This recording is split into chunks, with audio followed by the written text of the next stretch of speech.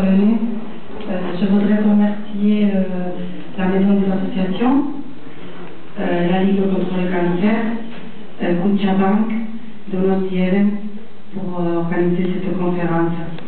Aussi à M. Dominique Castinel qui va enregistrer la conférence. C'est la première fois que le docteur Vincent Guillem vient en France. Donc pour nous c'est très important d'être présent ici aujourd'hui. Merci à tous pour le soutien à la diffusion de cet événement. Il y a beaucoup de personnes ici que je connais très bien qui m'ont aidé avec la traduction, comme Mathieu Essel, Claude Détente avec la presse, et les amis qu'ils ont venu devant aussi pour m'encourager à ça. Je vais expliquer un peu comment ça s'est passé qu'aujourd'hui on sera ici pour organiser cette conférence. Je vais faire une introduction et je vais présenter le docteur Vincent Guillem est docteur en sciences chimiques de l'Université de Valence en Espagne.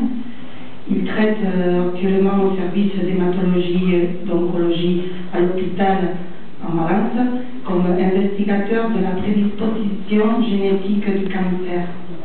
Dans son temps libre, il pratique le Reiki à des fins thérapeutiques de forme gratuite et totalement désintéressée. Le contenu de ce livre est un message d'amour pour toute l'humanité.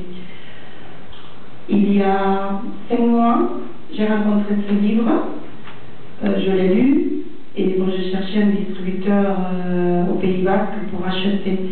Donc comme il n'y avait pas, j'ai envoyé un email à Vincent Guillem.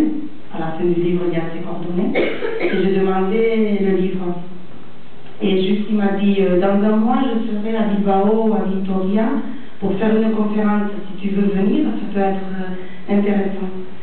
Donc, je suis allée à Bilbao, je suis allée à sa conférence, et quand je suis sortie, j'ai dit, il faut que je l'amène à Saint-Sébastien, à Guipúzcoa. Donc, hier après-midi, on a fait la même conférence qu'aujourd'hui en espagnol. Ça s'est très bien passé. Il y a 230 personnes qui sont venues. Vincent Guillem, il fait des conférences en Espagne. Il est très renommé. Et quand j'ai voulu organiser la conférence en Espagne, j'ai pensé, j'habite à Irún, j'ai fait mes études en France. Je pense que ce message aussi, ça serait intéressant de faire aussi en France. Et j'ai commencé à demander une salle. Et c'est grâce à vous tous qu'aujourd'hui on puisse faire ça, parce que c'était pas facile pour moi diffuser cet événement. Donc grâce à vous tous, aujourd'hui, c'est possible cette première conférence en France. Donc je vous remercie beaucoup.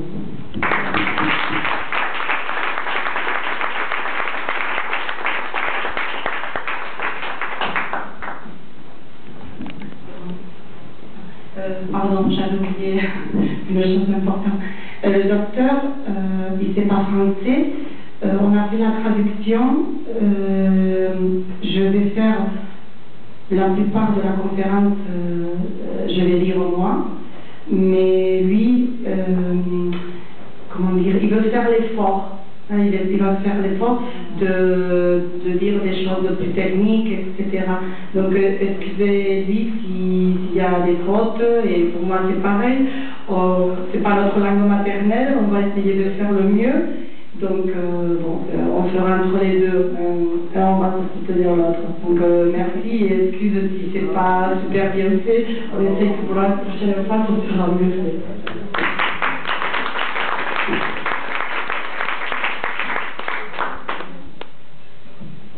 Bonsoir à tous. D'abord, je voudrais remercier Elena Amarillo, la Ligue contre le cancer de Bayonne, Scotiabank et Donosieven, et vous tous de votre présence. J'espère que cette conférence vous donnera des informations intéressantes. Je voudrais m'excuser pour mon manque de connaissance du français, que j'espère pouvoir améliorer à l'avenir. Et j'essaierai de faire mon mieux. Et le titre de la conférence est l'origine émotionnelle de la maladie, parce que, à mon avis, beaucoup de maladies physiques, ce qui inclut le cancer, sont liées à l'existence de conflits émotionnels. C'est ce que nous allons essayer de montrer dans la première partie de l'exposé. Dans la deuxième partie, nous allons essayer de plonger le sens spirituel de la maladie, parce que, de mon point de vue, la maladie ne peut être pleinement comprise que du point de vue spirituel. Pour commencer la première partie, j'exposerai vraiment comment la médecine conventionnelle conçoit le cancer et sa manière de le traiter. La médecine conventionnelle considère que le cancer est une croissance cellulaire incontrôlée causée par des altérations génétiques. Ce modèle suppose que ces altérations génétiques sont dues à des agents. Le du cancer était fondé sur la destruction des cellules tumorales ou par la chimiothérapie et la radiothérapie, en plus de l'ablation chirurgicale de tumeurs. Le problème de ces traitements est leur absence de précision, car ils ne font aucune distinction entre les cellules saines et les cellules tumorales et leur haute toxicité. De ce fait, elles provoquent de nombreux effets secondaires graves.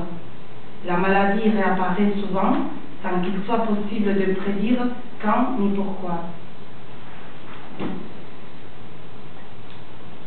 Pour conséquence, les traitements contre le cancer n'ont pas vraiment donné des résultats encourageants. Nous analyserons ceci avec des données réelles tirées du document scientifique suivant publié dans la revue Annals of Oncology en 2010. Ce graphique représente l'évolution de la mortalité exprimée en décès. Comment se fait-il qu'il y ait tant de progrès scientifiques n'ont pas réussi à réduire de manière significative la mortalité par cancer? Des découvertes récentes remettent en question notre conception de ce que c'est le cancer et comment il devrait être traité. Ces résultats montrent qu'il existe un lien entre l'état psychologique émotionnel et l'état physique par l'intermédiaire du système nerveux, la jeunesse du cancer et d'autres maladies, récentes découvertes en épigénétique et génétique, un traumatisme émotionnel lié à la jeunesse du cancer et d'autres maladies.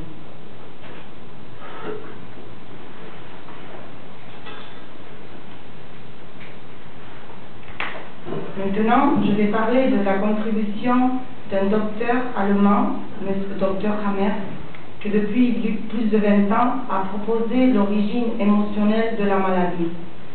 Ce médecin travaillait à l'hôpital de l'université de Munich en oncologie en tant que chef de médecine interne, et un changement tragique changerait sa propre vie.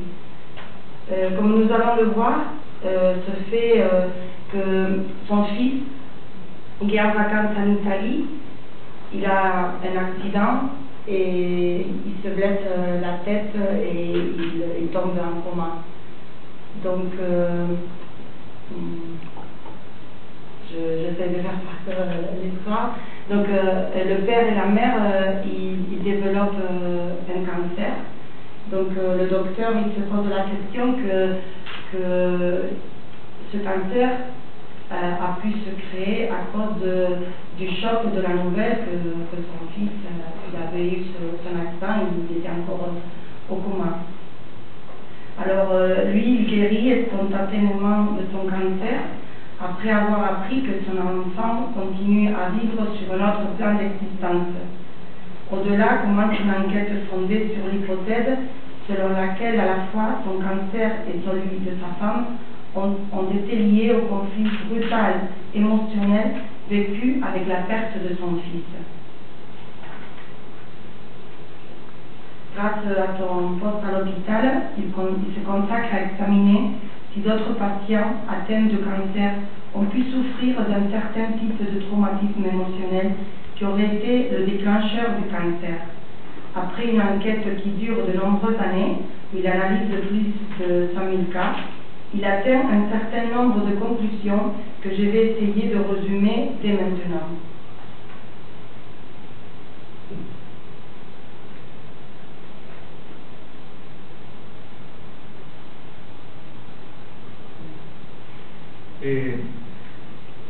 Le cancer et autres maladies équivalentes est en réponse de la nature biologique activée et en réponse à une situation d'urgence organique appelée conflit biologique. Cette situation d'urgence organique peut être causée par un problème physique ou un conflit psychologique. Le conflit psychologique est une situation très traumatisante, inattendue, vécue dans la solitude. Au moment où le conflit psychobiologique commence, il y a une altération dans le domaine électrophysiologique d'une zone spécifique du cerveau. Cette altération est une perturbation électrique sous la forme de cercles concentriques appelés foyers de Ramer, observables à travers un scanner du cerveau. Dans les images ci-dessous, on peut voir l'emplacement des foyers de Ramer.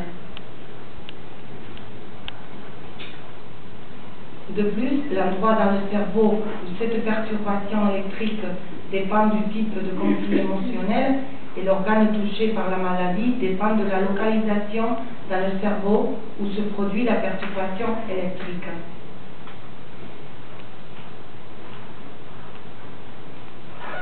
Comme exemple, dans ce cas, sur le plan psychologique, nous avons un conflit pour une querelle de famille.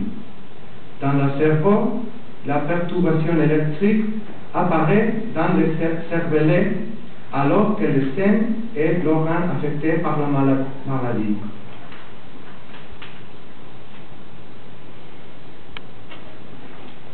Et de ce point de vue, le cancer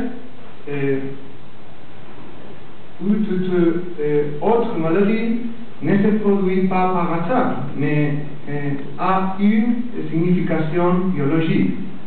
Ce serait une réponse biologique à une situation d'urgence organique.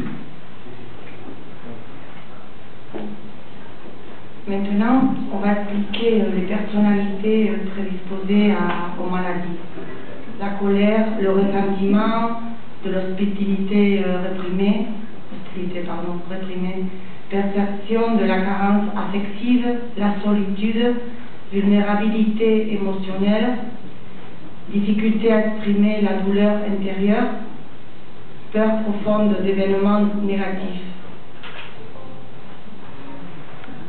de ressentiment et d'hostilité. Aussi, ce sont des gens qui ne se sentent pas aimés.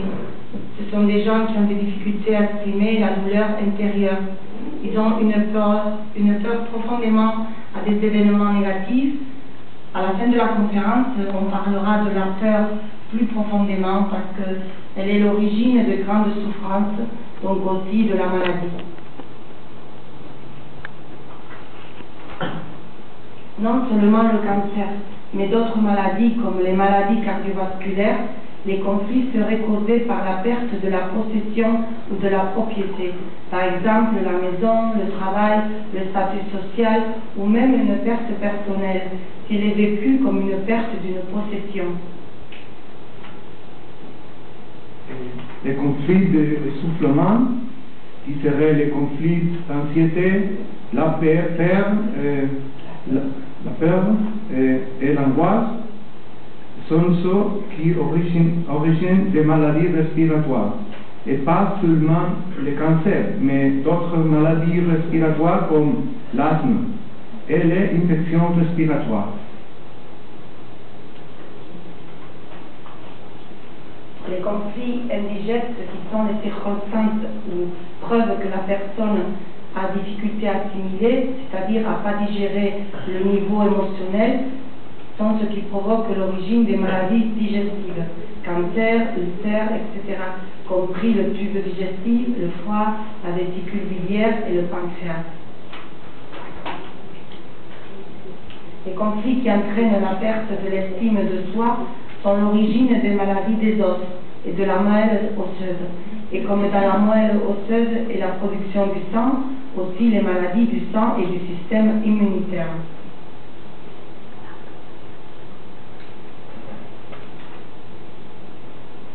Les conflits en relation avec la sexualité et de reproduction sont ce qui cause la maladie dans les organes sexuels. Par exemple, les conflits en relation de couple avec connotation sexuelle, les conflits par répression de la sexualité, etc.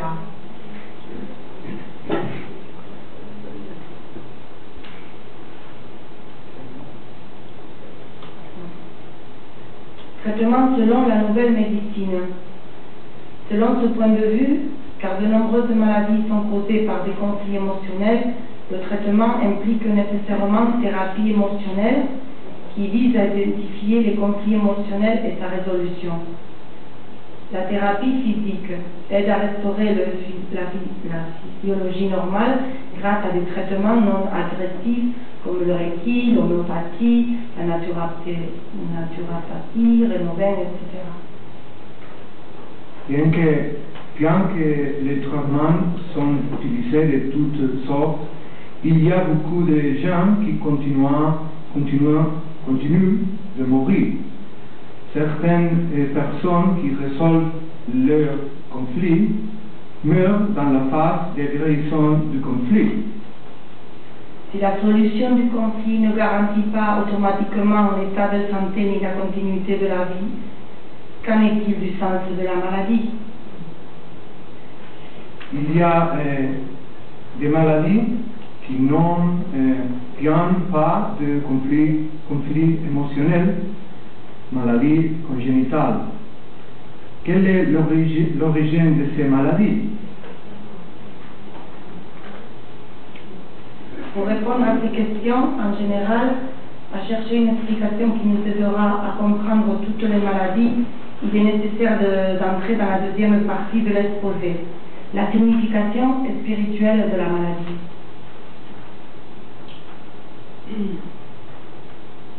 Pour commencer cette seconde partie, je tiens à mettre à la place de la personne atteinte d'une maladie grave qui peut la tuer ou la faire vivre une vie de souffrance. Certains, cette personne se demande pourquoi j'ai eu cette maladie. Je vais mourir de cette maladie. Qu'est-ce qui va se passer quand je mourrai? Tout cela va s'arrêter là ou la vie va-t-elle continuer? Bien qu'il soit difficile de répondre aux questions, il y a des témoignages qui peuvent nous aider dans la recherche de réponses. On va parler de ces témoignages. Des gens qui étaient cliniquement morts et ont été relancés, des témoignages de gens qui meurent, ceux qui prétendent se souvenir des vies passées, des personnes qui prétendent avoir des contacts avec des êtres qui sont morts. Les gens qui ont une expérience de mort imminente ont souvent une histoire commune. Elle commence avec la séparation de son corps, et une fois qu'ils sont séparés du corps, l'expérience d'un voyage rapide. À la fin, ils arrivent à un endroit où ils se sentent heureux et paisibles. Dans ce lieu, ils expérimentent une rencontre avec les autres chers qui sont morts. Et dans cette rencontre, ils savent qu'il n'y a pas atteint son travail et doivent retourner dans le corps. Après cette expérience, ces personnes ont tendance à perdre leur peur à la mort, parce qu'ils ont pris un coup d'œil et qu'ils ont vu c'est une belle apparence. Aussi, ils souffrent d'une transformation dans leur vision de la vie. Ils donnent plus d'importance à la réussite, à l'argent, à à être sexy, à payer l'hypothèque. Il commence à valoriser plus les relations personnelles et les sentiments, et il s'enforce à être meilleure personne. De nombreux chercheurs, médecins, se sont consacrés à étudier sérieusement ces expériences, constatant que loin d'être des hallucinations, sont des expériences très concrètes, communes à tous les êtres humains, qui se produisent dans toutes les parties du monde, aux gens de tous les âges et les croyants. Vous avez des livres comme La vie après la vie, Témoins de la vie après la vie, du docteur Raymond Moody.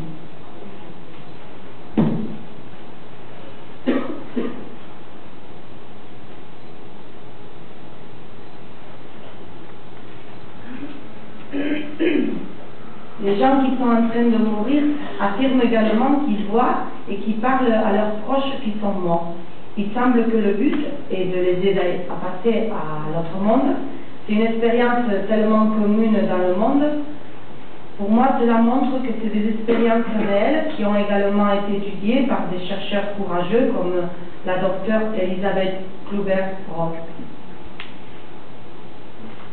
Souvenir des vies antérieures. Nous avons aussi le témoignage de gens qui confirment se souvenir des expériences précédentes de cette vie. Certains souvenirs sont spontanés, en particulier chez les enfants, tandis que d'autres sont rappelés grâce à l'hypnose régressive. Nous parlerons d'abord des premières expériences de souvenirs spontanés chez les enfants.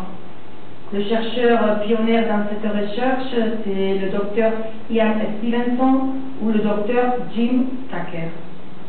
Donc il y a des livres comme 24 suggérant le phénomène de réincarnation, Life Before Life.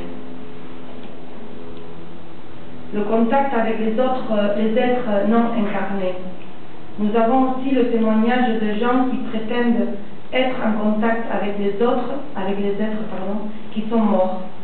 Le contact le plus fréquent se produit avec des décédés proches récemment qui prennent contact avec les familles incarnées. Le contact peut être donné directement par des visions ou des rêves ou par les personnes sensibles, les médiums. Le phénomène de la médiumnité également est étudié sérieusement par certains chercheurs comme la docteure Julie Becher et docteur Gary Swartz. Bien que le pionnier de l'étude rigoureuse de la médiumnité était l'éducateur français du XVIIIe siècle, docteur Allan Kardec, auteur du livre des esprits parmi d'autres, qui rassemble les informations reçues par le contact médiumnique. Extraordinaire contact au-delà.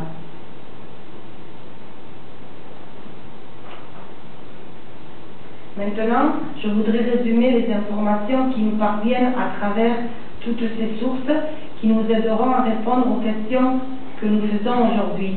Quelle est l'origine de la maladie? Qu'est-ce qui se passe quand nous mourons? Et puisque nous demandons quel est le sens de la vie. L'une des choses qu'ils nous disent, c'est que nous sommes immortels et que la vie physique n'est qu'un moment de la vie réelle et la vie réelle ne finit jamais. C'est-à-dire que la mort du corps physique n'est pas la fin de la vie, seulement une transition vers une autre existence moins limitée, dans laquelle nous allons tous reprendre contact avec les êtres chers qui nous ont précédés, qui sont partis avant nous. Ils nous disent aussi qu'il y a une chance pour chacun de nous, que nous verrons grandir dans notre capacité d'aimer sur la base de l'expérience physique avec liberté, et que les circonstances de la vie auxquelles nous sommes confrontés sont les conséquences que nous avons fait dans notre vie, qui sont des preuves que nous avons choisies avant la naissance afin d'évoluer.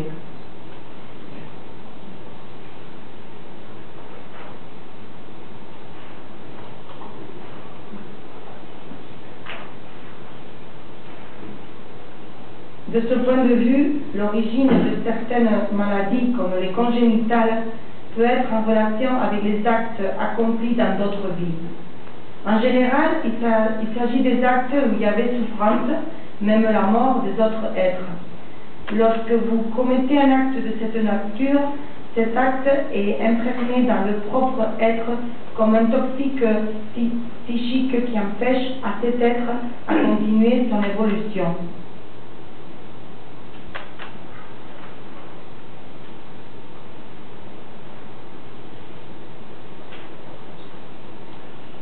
L'objectif du processus est d'apprendre à aimer. Je tiens à définir l'amour dans son plus haut degré comme la capacité de sentir les autres comme à soi-même. Quand une personne sent l'autre comme soi-même, jamais va pouvoir blesser les autres. En général, nous sommes très attentifs à satisfaire nos caprices égoïstes et peu attentifs de sentiments et souffrances d'autres. Et c'est à cause de l'égoïsme que nous nous blessons les uns et les autres.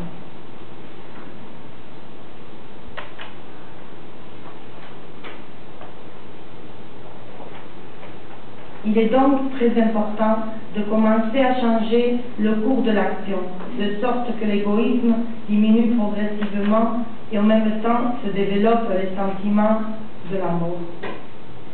Dans le livre que j'apporte, on parle beaucoup de l'égoïsme. Des sentiments sont définis comme des sentiments égoïstes, sentiments négatifs qui nous font souffrir. Si la douleur est intense et prolongée, peut causer une maladie d'origine émotionnelle.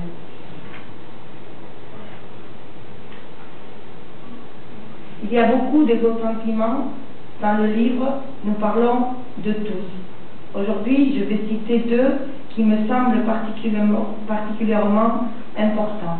On va parler de l'attachement et de la peur.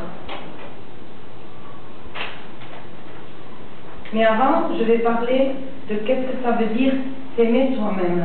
Parce que nous pouvons confondre parfois que s'aimer soi-même, c'est satisfaire les caprices égoïstes.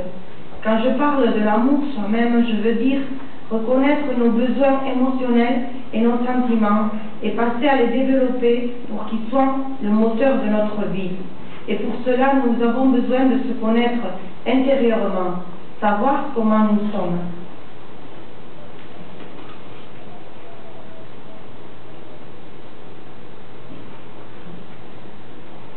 Je vais mettre un exemple concernant à vivre selon ce qu'on sent et pas ce qu'on pense. Un exemple d'un couple marié, que la femme est plus amoureuse, ou à l'inverse, c'est pareil. Donc, ils sont pas heureux. Et donc, elle peut penser si je laisse la relation, qu'est-ce qu'il va dire les autres, la famille, comment il va réagir, peut-être l'agressivité et la peur. Et donc la question c'est, si je continue, je ne suis pas heureuse, qu'est-ce que je fais?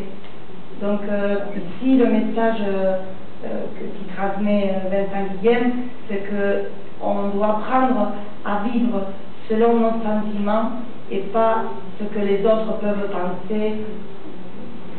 J'espère que je me suis exprimée. Il est également important de distinguer ce qui est le vrai amour de que sont les formes de l'égoïsme déguisées en amour comme l'attachement. L'amour, dans son maxime expression, doit être inconditionnel. La personne qui aime vraiment n'attend rien en retour de ce qu'il fait. Il est également nécessaire que l'amour soit libre, c'est-à-dire nous ne pouvons pas forcer les sentiments, nous ne pouvons pas nous forcer à aimer quelqu'un, ni non plus pouvons forcer personne à nous aimer. L'attachement est l'amour possessif. Celui qui souffre de l'attachement croit que la personne qui aime lui appartient et il a le droit d'imposer leur volonté. La personne souffrant de l'attachement exige à autre personne à faire ce qu'il veut en violation de leur liberté.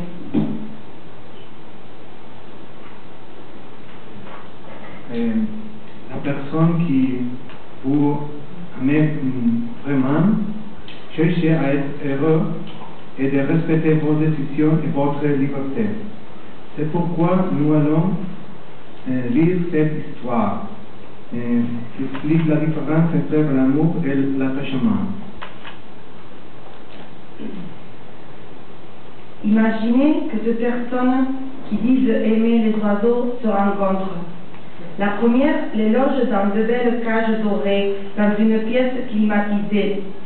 Elle leur donne des aliments de haute qualité et de l'eau de source en bouteille, et elle les amène périodiquement chez le vétérinaire.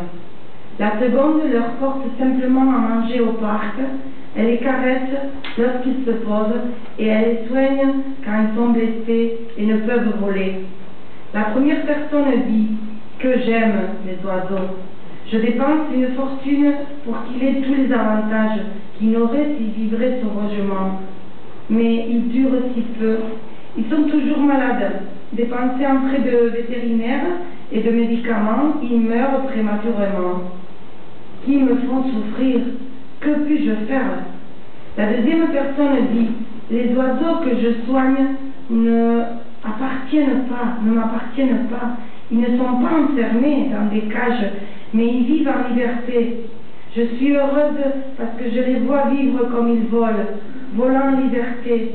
Vos oiseaux, mon ami, meurent de peine parce qu'ils ne sont pas libres.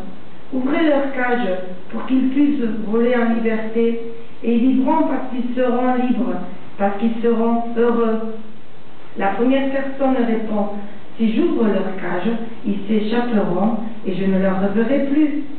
La deuxième répond, s'ils s'échappent, c'est parce qu'ils ont été retenus contre leur volonté. Ils s'éloignent de ce qui est pour eux une vie d'esclave. Mes oiseaux ne me fuient pas parce qu'ils savent qu'ils sont libres d'aller et venir quand il leur plaira. Au contraire, quand ils me voient venir, ils accourent immédiatement, ils m'entourent et se posent sur moi. L'autre dirait, ce que vous avez, c'est ce que je voudrais, que mes oiseaux m'aiment. La seconde répondrait, ce que vous voulez, vous ne l'obtiendrez pas par la force. Vous les avez comblés de commodités pour essayer de compenser ce dont ils ont le plus besoin, voler en liberté. Si réellement vous les aimez, laissez-les vivre en liberté.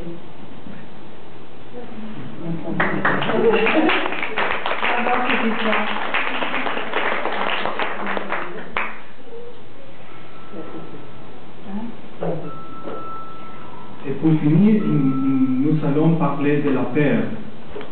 Peur de ne pas être aimé comme nous sommes réellement.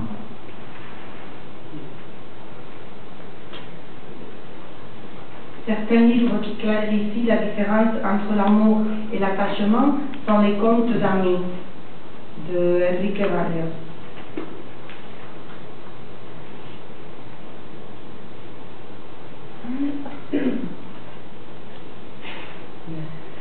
Quand une personne a peur de ne pas être aimée, tend à se comporter d'une manière qui n'est pas la sienne, mais c'est ce que les autres attendent de lui.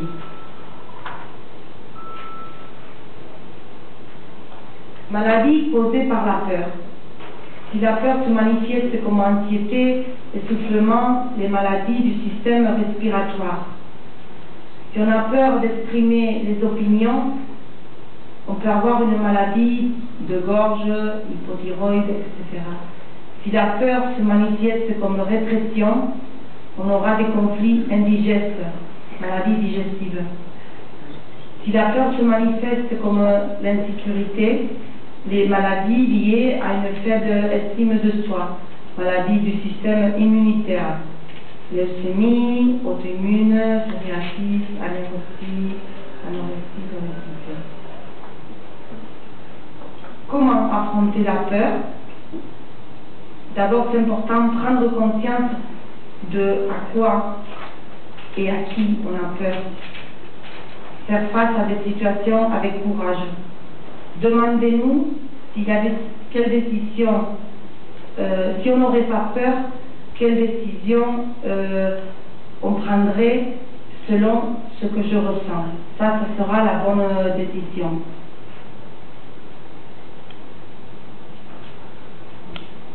Maintenant, on va parler du livre Les lois spirituelles.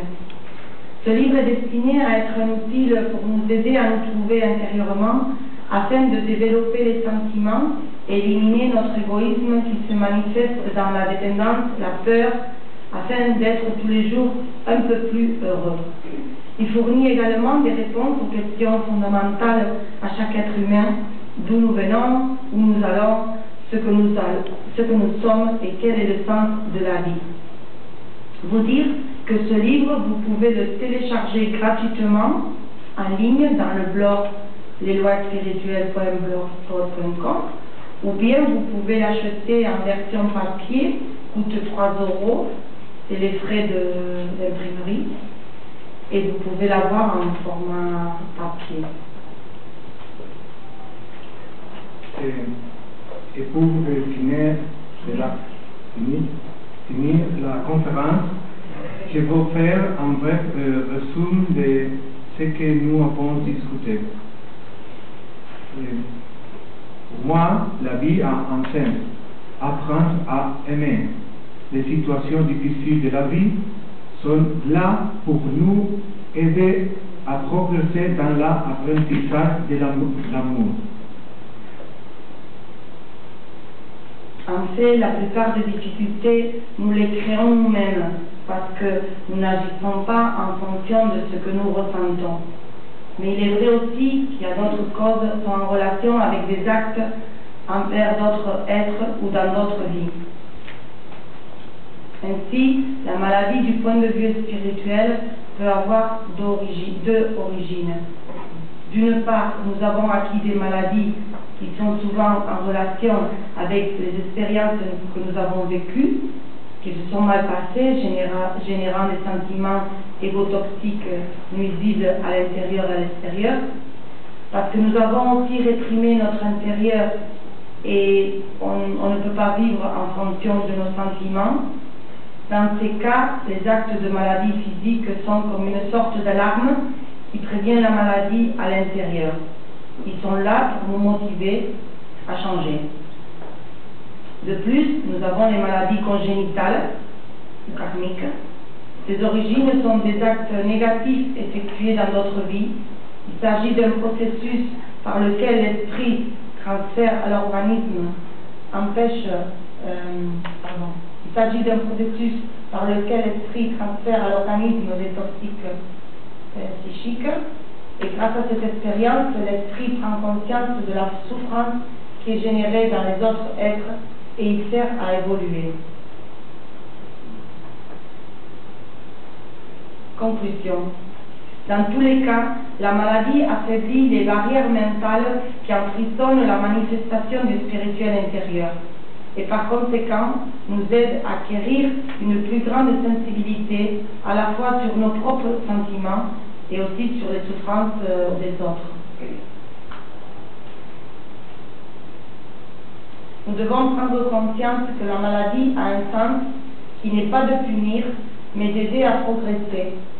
Avec plus d'amour et de sagesse, nous serions en mesure de faire face avec plus de sérénité à une maladie très grave ou autre obstacle inclut la mort. Nous devons prendre conscience que la maladie a un sens. Parce que la mort n'est qu'une phase de transition où l'esprit abandonne le corps pour revenir à la vie sur le plan spirituel.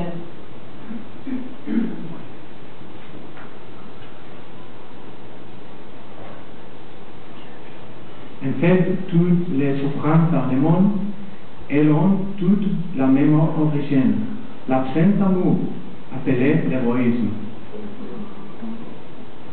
Comme la somme de l'égoïsme de chaque personne peut faire tout le monde en enfer dans lequel nous vivons aujourd'hui,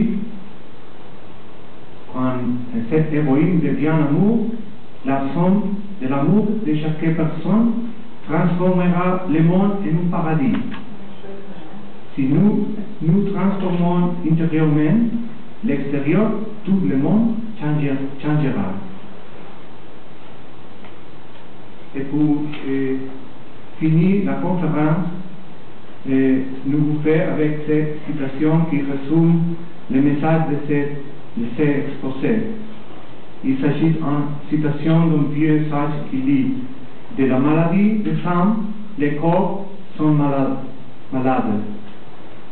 Soignons nos âmes et nos corps seront guéris. » Merci beaucoup à tous pour votre attention. Si vous voulez poser des questions, faire un commentaire, vous pouvez.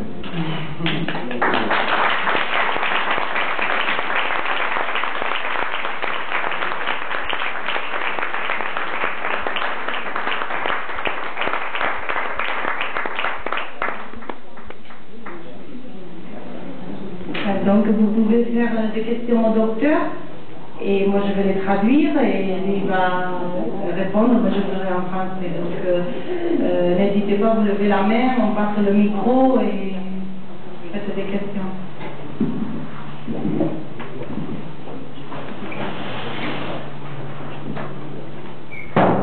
Bonjour, d'abord je voulais vous remercier pour cet exposé qui correspond à certaines de mes propres expériences personnelles.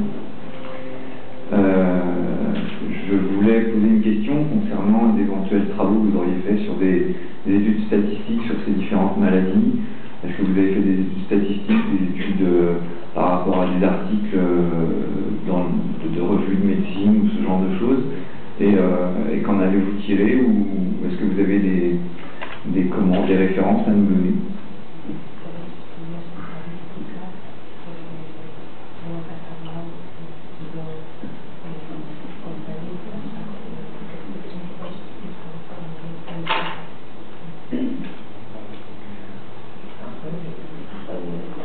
Tu demandes sur le cancer ou tu demandes en général? D'une manière générale.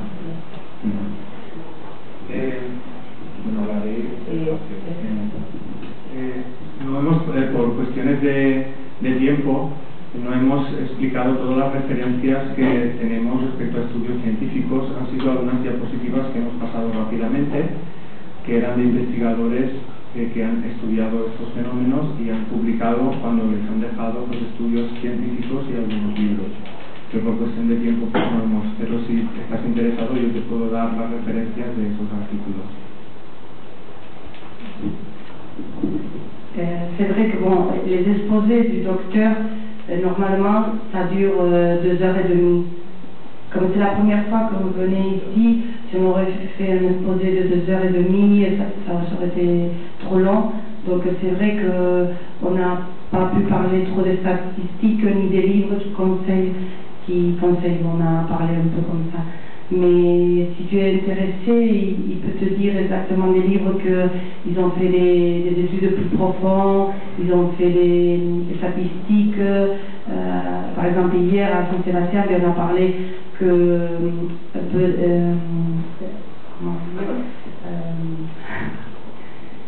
il a fait une étude statistique sur le cancer dans les hommes et les femmes.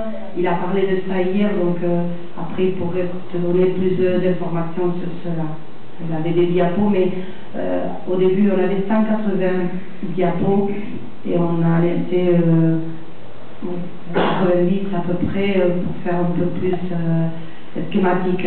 Sinon on aurait pu être ici 3 ou 4 heures et ça aurait été trop long. C'est pour ça. Je suis intéressé. Merci.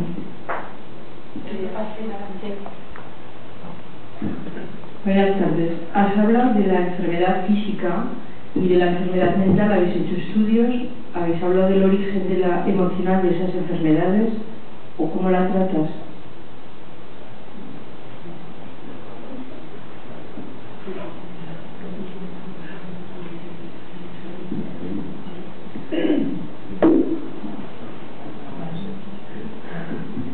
La question qui a fait madame, c'est si ils ont fait des études sur l'origine émotionnelle dans des maladies mentales. C'est la question qu'elle a fait. Donc maintenant il va répondre. Bueno, por cuestiones de tiempo no hemos tratado ese tema, pero el doctor Hammer también atribuye que la enfermedad mental también está causada por conflictos emocionales.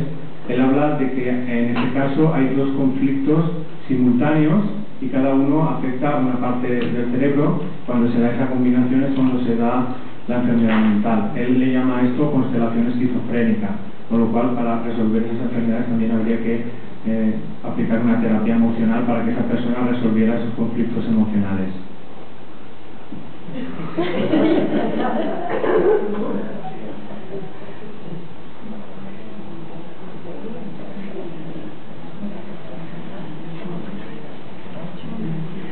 Donc je vais traduire la réponse du docteur, vous dire que vraiment il y a une origine émotionnelle dans les maladies mentales.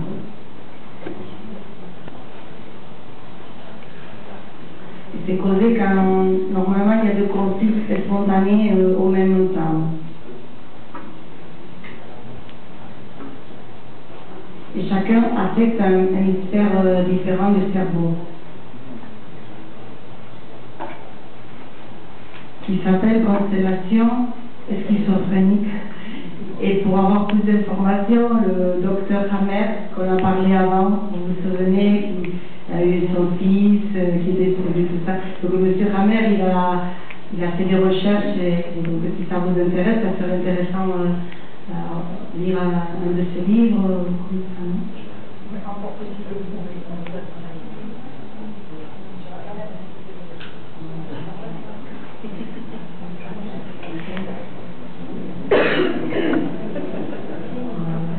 Et la thérapie pour soigner ces maladies, vraiment, c'est besoin aussi d'une thérapie émotionnelle. C'est très important pour...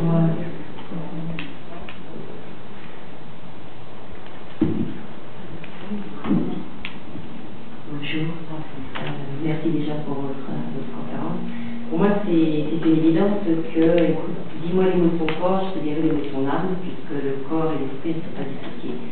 Ce qu'a tendance à faire constamment la médecine allopathique et conventionnelle.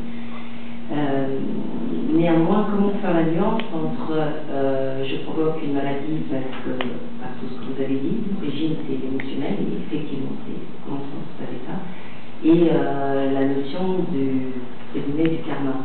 C'est-à-dire, on a une hygiène de vie, on travaille sur soi justement pour lâcher prise et lâcher ses peurs, puisque c'est l'origine de toutes ces maladies.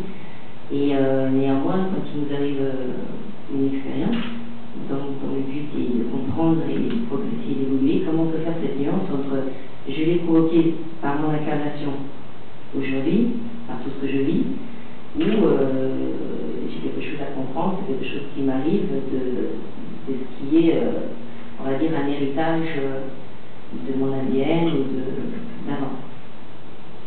C'est très difficile à traduire. Vous me suivez? Vous pouvez poser la question. Plus succinctement.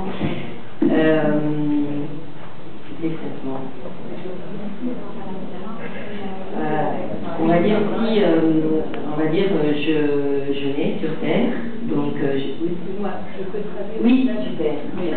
Oui, je vais essayer de traduire.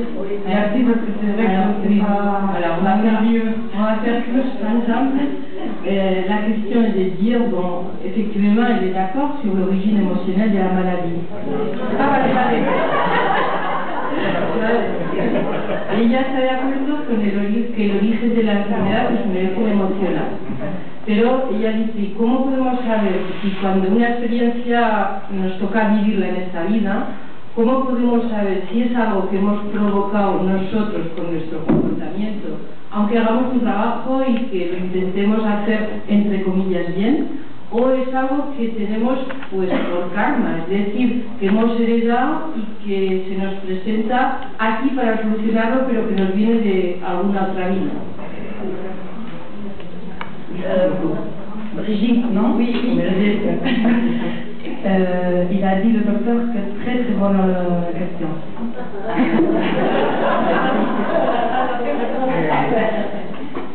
Normalmente cuando hay una enfermedad por origen emocional, el tipo de enfermedad te dice el tipo de conflicto emocional que puede haber detrás. Y si la persona es capaz de identificarse con ese conflicto, entonces estamos cerca de pensar que se trata de una enfermedad de origen emocional. Normalmente las enfermedades que aparecen en la etapa adulta suelen ser de origen emocional, incluso en la adolescencia. Pero también es cierto que hay enfermedades que uno pide pasar antes de nacer. Normalmente, si uno profundiza en la parte espiritual y encuentra una razón emocional, entonces se trata de una enfermedad de origen emocional. Si uno no encuentra realmente nada en su vida que justifique esa enfermedad, pues seguramente puede ser de una enfermedad de origen karmático, ¿no? Pero también es verdad que la mayoría de enfermedades congénitas o por karma son enfermedades que cuando naces ya las tienes y suelen ser alteraciones genéticas que no se pueden cambiar. Sin embargo, si la enfermedad aparece en una etapa de la vida ya más tardía, suele ser de origen emocional. La mayoría, yo diría que más del 90% de las enfermedades son de origen emocional y algunas pocas son de origen congénito. ¿Qué se puede hacer ahí? En cualquier caso, intentar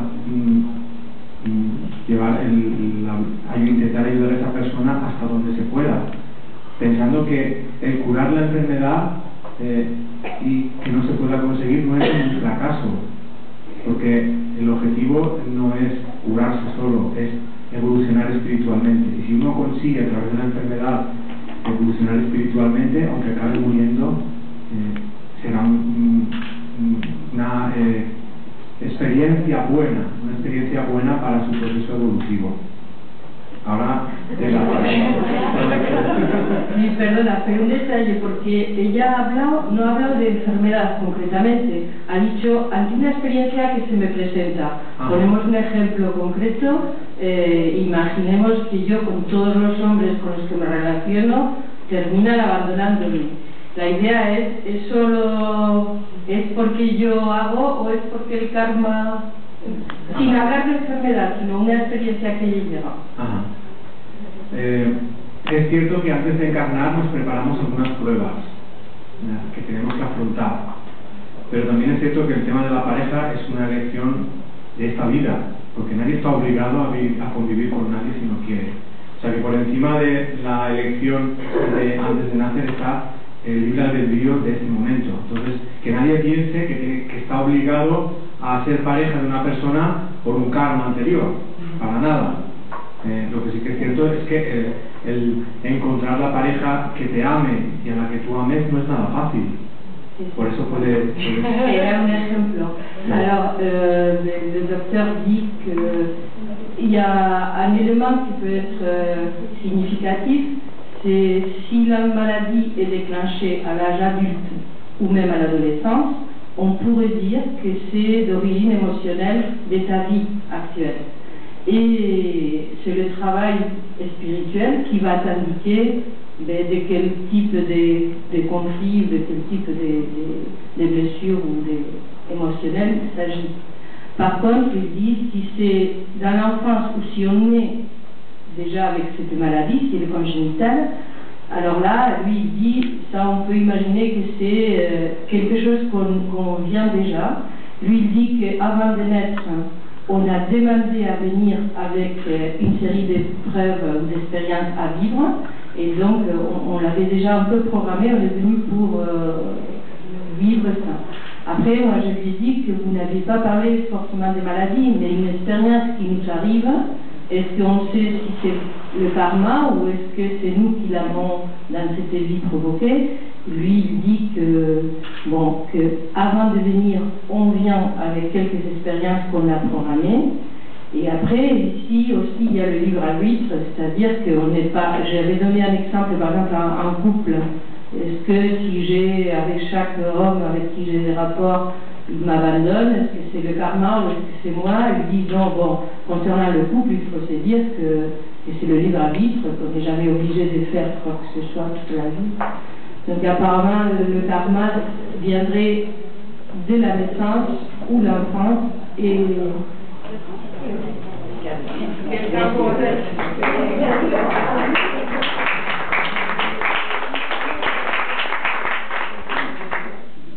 aussi dire que le docteur il a deux livres. Aujourd'hui on a porté seulement le premier, les lois spirituelles, l'autre, le deuxième, c'est la loi de l'amour. Et là, c'est vrai qu'il parle beaucoup de le monde du couple, sentiments, etc. dans les lois spirituelles, c'est celui qu'on a porté. Et maintenant, il y a une traduction en français, le deuxième de la loi de l'amour. Là, c'est juste pour vous dire.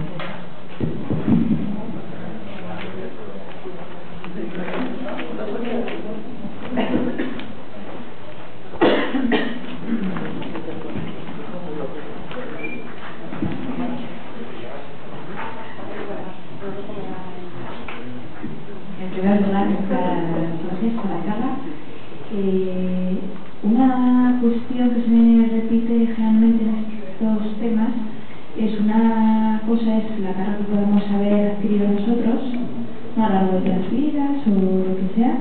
A nivel experimental en esta vida pues tienes que igualmente tengas que aprender o te has metido por otro camino o tal.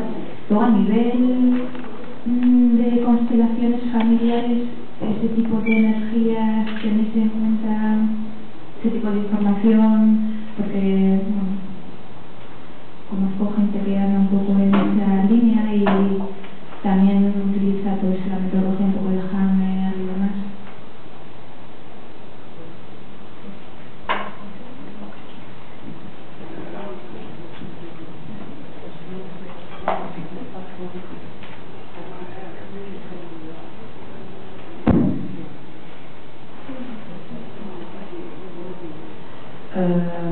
Elle vient à poser la question au docteur qu'est-ce qu'il pense des constellations familiales.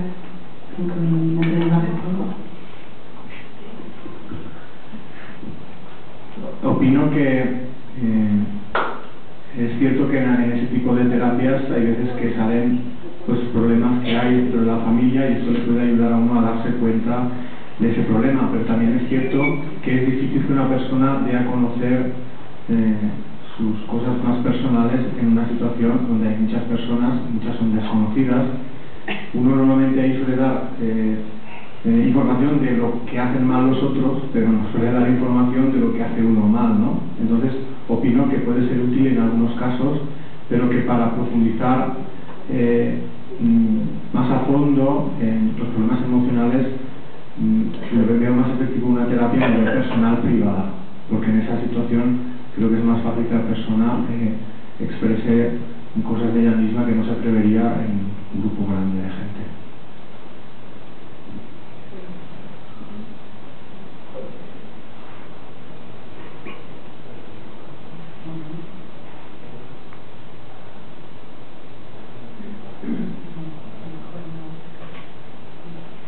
Le docteur répond que dans les constellations familiales, c'est vrai qu'on a mal à pouvoir exprimer les sentiments dans un milieu avec d'autres personnes qu'on ne connaisse pas, parce que c'est des sentiments très profonds et très personnels. Lui dit que, à son avis, c'est mieux une thérapie personnelle.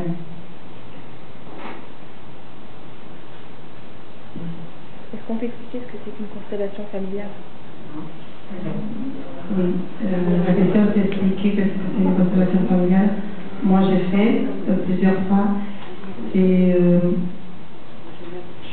peut-être tu as un conflit familial avec ton père par exemple, et tu es dans un groupe, et toi tu choisis une personne qui, après que tu as vécu des moments avec lui, tu peux dire que cette personne correspond un peu à la personnalité de ton père.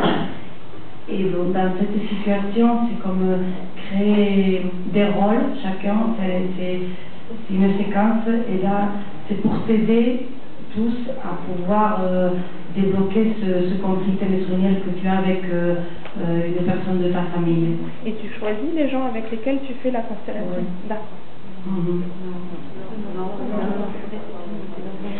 D'accord. Ah, d'accord. D'accord. Le docteur dit que dans les constellations familiales, normalement, on découvre les défauts des autres, mais pas les nôtres propres. Non? Donc, il dit que c'est mieux faire une thérapie personnelle où vraiment tu dis j'ai ce problème, je veux le résoudre, et de faire plus personnellement que faire dans un groupe. Mais ça dépend, il y a des personnes que ça peut leur aider. Moi, j'ai fait des constellations familiales, mais c'est des gens qui m'ont choisi à moi en faisant de mère, en faisant de sœur, etc. C'est une expérience. Oui, excusez-moi. Bonjour, merci pour la conférence. Je voudrais que vous nous expliquiez comment vous travaillez quand vous avez un malade qui vient vous consulter pour un cancer. Voilà, il arrive et qu'est-ce que vous lui dites, comment vous l'accueillez, et est-ce que vous proposez la chimiothérapie ou pas du tout? Voilà.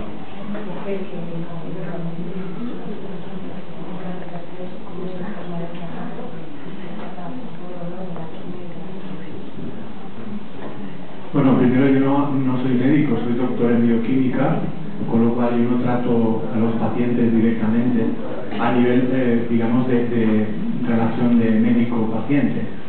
Pero sí que es cierto que atendemos gratuitamente a la gente que viene pues, a consultarnos sobre sus problemas. Entonces, mi consejo es, primero, que darle a conocer que hay enfermedades que pueden venir de origen emocional, que esas enfermedades uno puede intentar identificar el conflicto, intentar solucionarlo y que esto puede llevarle a la recuperación de la salud. También informo que la quimioterapia y la radioterapia tienen muchos efectos secundarios y luego la decisión de cómo debe tratarse recae en esa persona. Yo no puedo decirle a nadie cómo se va a tratar, pero sí que puedo decir cómo yo me trataría. Yo no me daría ni quimioterapia ni radioterapia ni loco. Eso lo puedes traducir ahora, así que no me la daría. Pero entiendo que cada persona tiene que tomar sus propias decisiones. Yo no le puedo decir a alguien cómo se debe tratar, sino darle a conocer otra forma de ver las cosas, y si esa forma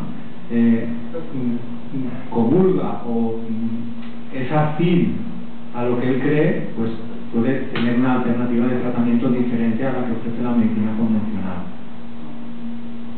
D'abord, lui, il n'est pas docteur, il travaille comme investigateur à la prédisposition génétique du cancer. Mais ses patients, c'est des gens qui viennent chez lui parce qu'ils veulent parler ou leur raconter ses problèmes. Et donc lui, il les aide gratuitement. Il dit que bon, il n'est pas d'accord avec la chimio ni la radio parce que c'est très très agressif, parce que bon, c'est ce qu'on a dit avant dans l'exposé, qu'ils vont directement des cellules saines et des cellules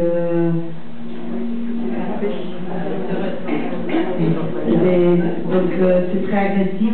Lui, il préfère exposer d'autres formes pour se guérir, comme la naturopathie ou Reiki, etc., ou un travail de thérapie personnelle et à un niveau émotionnel, non? Ça. Donc, et pourquoi est-ce qu'il ne ferait pas exemple vraiment? Est-ce que... Il n'est pas médecin, pero como terapeuta, ¿en qué consiste una terapia emocional? No como médico, que ya hemos visto que no, pero como terapeuta, ¿tienes relación con personas y en qué consiste una terapia emocional? La question c'est, il va expliquer qu'est-ce que c'est une thérapie émotionnelle. La terapia en la que estamos mi mujer y yo consiste básicamente en ayudar a la persona, primero que exponga lo que le pasa, la enfermedad física, luego preguntarle sobre su estado emocional, cuándo empezó esa enfermedad física, y pedirle a esa persona que se acuerde de cómo estaba a nivel emocional antes de la enfermedad y qué tipo de problemas tenía. También la enfermedad te da la pista de qué tipo de problema es. Por ejemplo, el cáncer de mama suele ser conflicto de separación o pérdida de un ser querido. Entonces le preguntas utilizando la información que tienes sobre la enfermedad para identificar el conflicto. Y una vez, claro, esa persona debería de indagar para ver cuál es su conflicto emocional y reconocerlo, y a partir de ahí intentar ayudarle para que esa persona resuelva el conflicto emocional. Eso sería un poco un resumen de lo que se trata. Es como una entrevista donde empiezas a hablar, le preguntas a la persona sobre su vida emocional. Primero le preguntas sobre la enfermedad, porque eso también te da pistas, de por dónde pueden estar los problemas, pero requiere necesariamente que la persona sea sincera, porque si la persona no quiere contar lo que le pasa, no se puede hacer nada. La forme de travail du docteur, c'est avoir un rendez-vous avec la personne, trouver quelle est sa maladie physique, et surtout c'est important que les gens soient sincères, que leur disent réellement ses problèmes, bon, ils sont très franches, et lui, bon, il aide à recevoir tous les sentiments qu'ils ont et faire une thérapie personnelle, mais bon, ça dépend. C'est vrai que après c'est chacun si vraiment l'attitude, non, de vraiment je veux le faire ou je crois que je peux le faire. En fait, si je puis me permettre, je pense que, ce qui corrobore avec votre conférence, notre vie à l'extérieur, nos relations avec les autres, c'est uniquement le reflet de nos relations avec soi-même. C'est-à-dire que pour moi, le problème majeur, c'est l'amour de soi et l'estime de soi. À partir de là, quand on ne cherche plus l'amour à l'extérieur, quand on l'a trouvé en soi, quand on est en paix avec soi-même, forcément notre relation à l'autre change. À l'autre, à la vie, à la nature. Et c'est ça l'amour aussi inconditionnel, parce qu'on s'est donné à soi-même. Et c'est cette quête, et c'est partir, c'est ce chemin spirituel que chacun devrait faire, partir en quête de soi-même. Et à partir de là, on ne sera plus dans le conflit de l'autre, parce que par peur de ne pas être aimé, par peur du manque, par peur d'avoir faim, par peur, voilà, effectivement, l'origine de toutes les maladies, de tous les conflits, que ce soit même dans les couples, on a une reproduction constante de nos peurs. Et ce travail qu'on fait sur soi, ça doit être la plus belle des aventures qu'on devrait faire ici sur Terre. Partir en amour de soi. À partir de là, on lâche prise sur ce qui nous environne et on peut donner sans attendre. Et c'est un chemin de toute une vie, mais c'est la plus belle des aventures. Et c'est ça le maître mot, l'amour de soi, donc l'amour des autres. Complètement d'accord.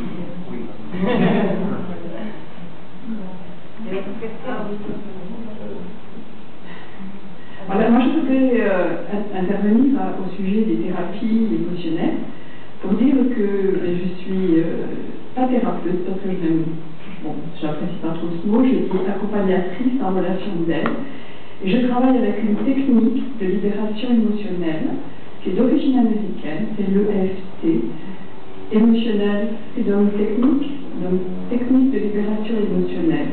Donc on ne travaille que sur les émotions et se libérer donc de tous les problèmes par la libération des émotions. Voilà. Et comment vous faites Alors c'est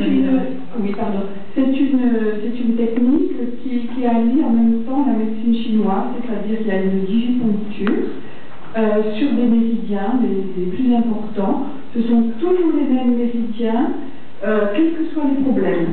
Et c'est un tapotement très simple, enfantin, même tellement simple que ça paraît des fois pas crédible, quoi.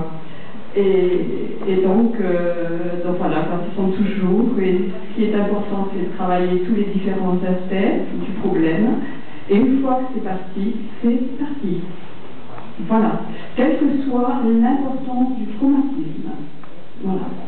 Quoi que ce soit.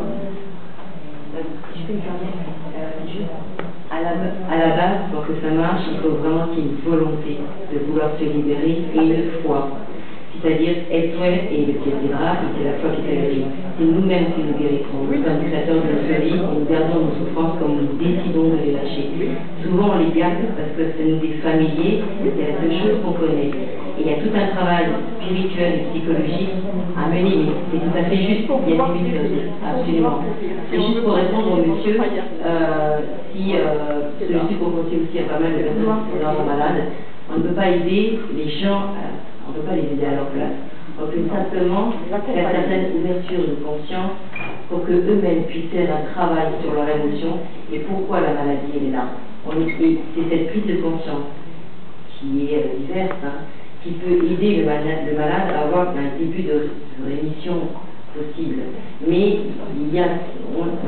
l'être humain n'a pas conscience de la puissance de son esprit sur le corps, puisque nous générons nous-mêmes nos maladies. On peut, et je suis la preuve vivante, mais je ne vais pas trop raconter ma vie, mais on peut se guérir du cancer. On peut se guérir, il peut y avoir une rémission et on peut se guérir de beaucoup de choses. C'est une prise de conscience, une décision une fois, et après il y a des méthodes de relaxation, de méditation, pour pouvoir appeler l'amour universel et la lumière. Et à partir de là, il y a des choses extraordinaires qui se font. Nous sommes vraiment voilà, nous sommes notre propre Dieu, simplement.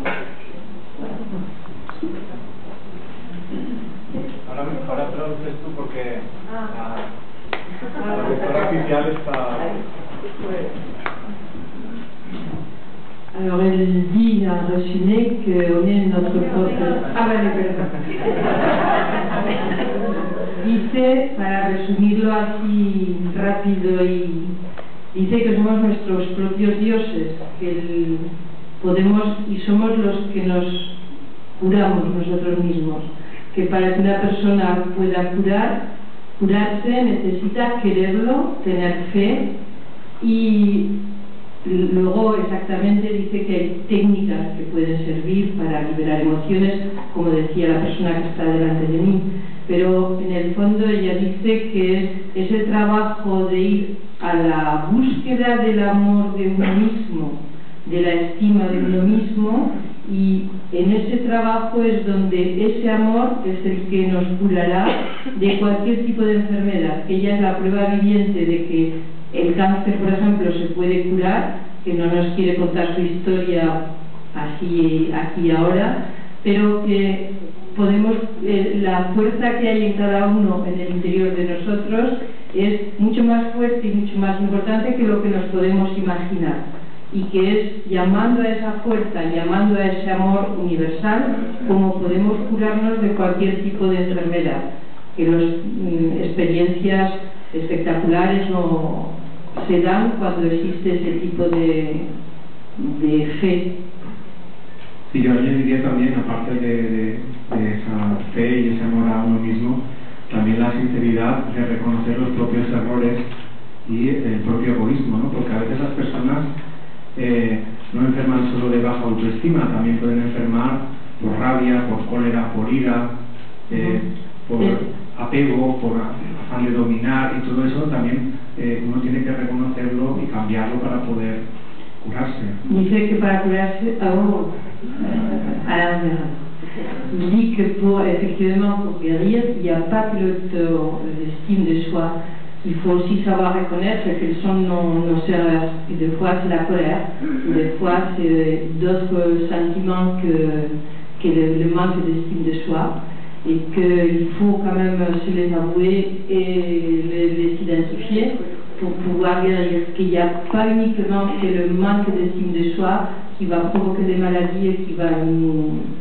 Donc il faut travailler pas seulement le manque d'estime de soi.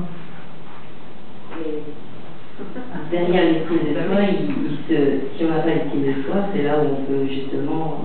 Enfin, l'estime de soi, c'est pas juste un mot restrictif, mais significatif derrière, où quand on n'a pas confiance en soi, c'est là où on a peur de perdre l'autre, de faire son travail, et toutes les conséquences, donc la colère, le ressenti, l'amertume, être dans cet attachement malsain, aimer mais mal aimer, c'est ça le non-estime de soi. Ella insiste, dice que cuando ella habla de estima, de autoestima, de confianza en uno mismo, ella quiere hablar de una noción muy amplia. Esa noción que estaría por debajo de, por ejemplo, dice, si yo no tengo confianza en mí, voy a tener miedo, y voy a tener miedo en mi relación con el otro, y voy a tener miedo en dejar o en coger, y eso me va a provocar cólera, frustración y ese otro tipo. Así que ella dice, vamos a ir a trabajar esa confianza en uno mismo o autoestima.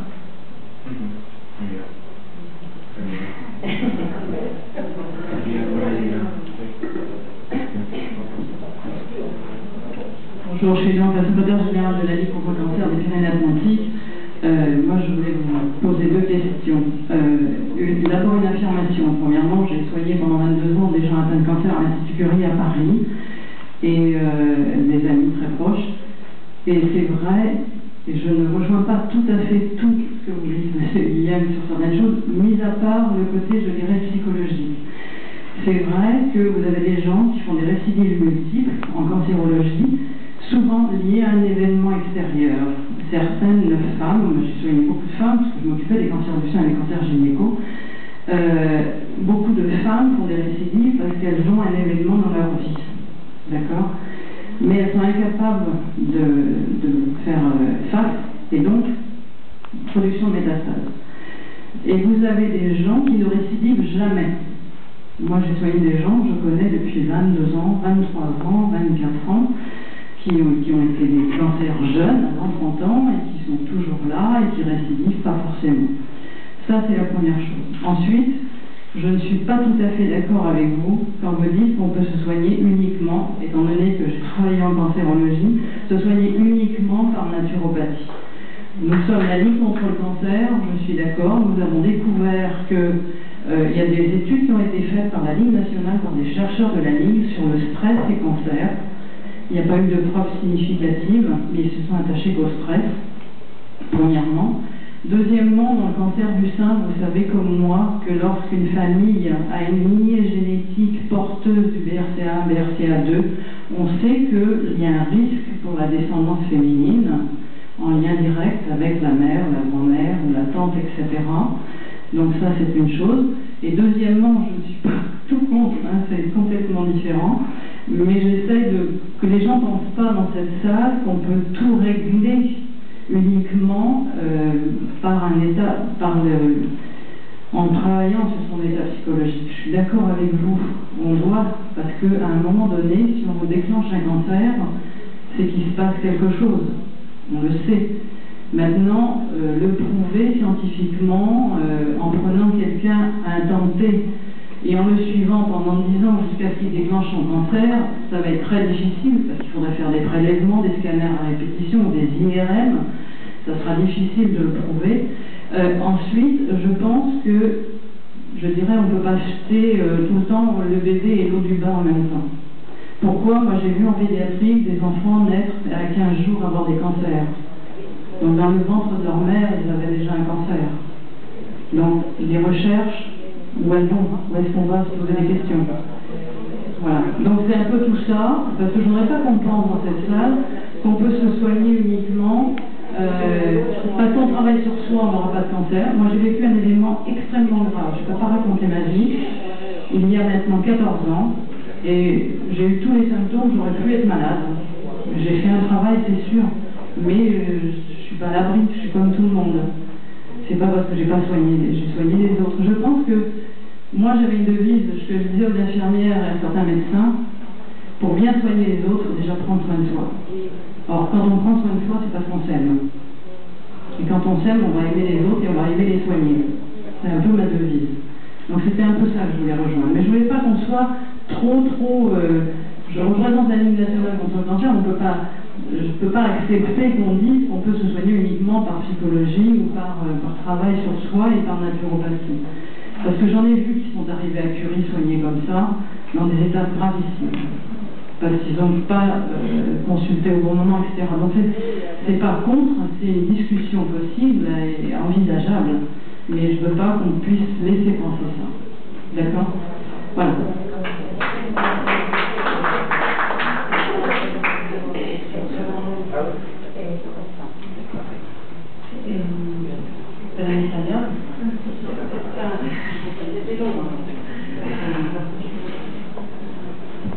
Estoy traduciendo al autor el resumen de Geneviève, que representa a la Liga contra el Cáncer de Pirineos Atlánticos. Ella ha comentado que hay cosas que está de acuerdo con que el tema origen emocional de la enfermedad, está de acuerdo. En cambio dice que no quiere que la gente salga de esta sala diciendo que solamente, únicamente tratando el conflicto emocional se puede curar enfermedades como el cáncer, no solamente con tema de Reiki o otro estilo, eso por un lado. Por otro lado, que ella ha tratado mucho con mujeres de cáncer de pecho y que lo han tenido de joven y que después de 24 años, pues con la medicación, pues siguen viviendo, ¿no? Eso es otra de las afirmaciones que ha hecho. Un poco resumiendo lo que ha dicho. ¿Quieres comentarle algo? Entiendo que ella opine así y lo respeto. También añadir que yo no creo que todas las enfermedades sean de origen emocional.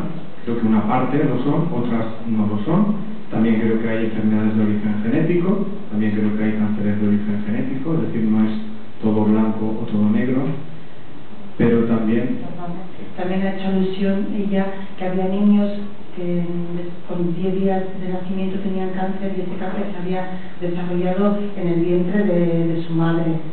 Es lo que acabas de decir, ¿no? Que no todas las enfermedades son de origen emocional. Pienso que ahí estamos hablando ya de las congenitales.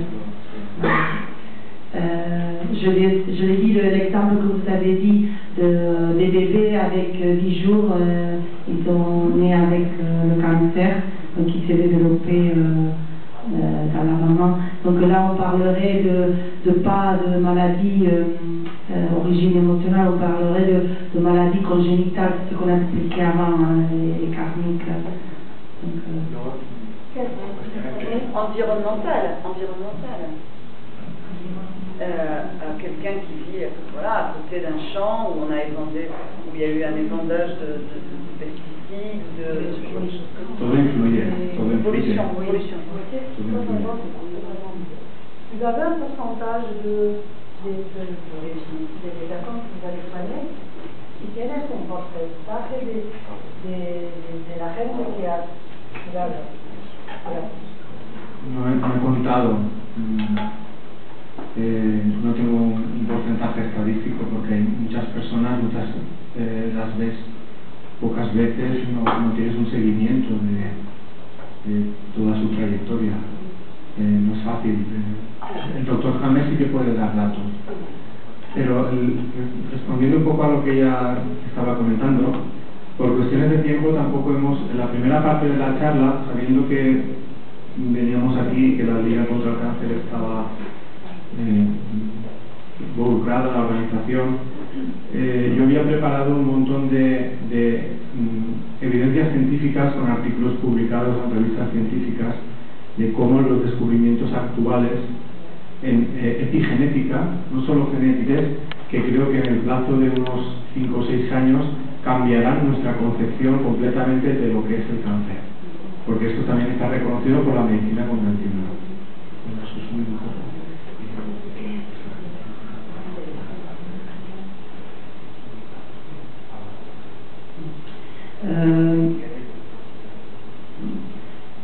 C'est ce qu'on avait dit au début de l'exposé, que hier on a fait l'exposé qui durait presque 3 heures, on avait des statistiques, on avait des articles de presse, on avait des études des chercheurs qui confirmaient la théorie du docteur.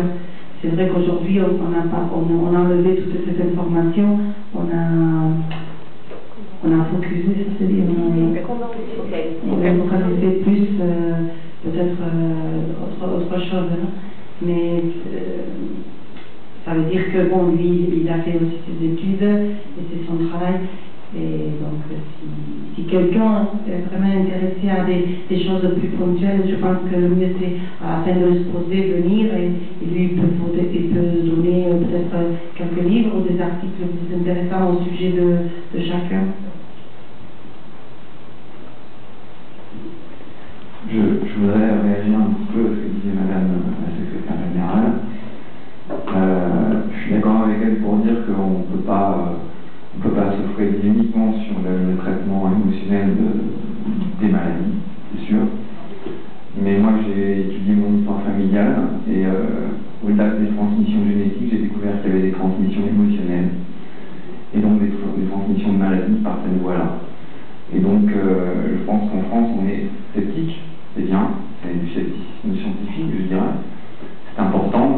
pas se fourvoyer quand on étudie quelle voie explorer pour guérir, mais parfois on se coupe aussi certaines voies, j'ai l'impression en tout cas.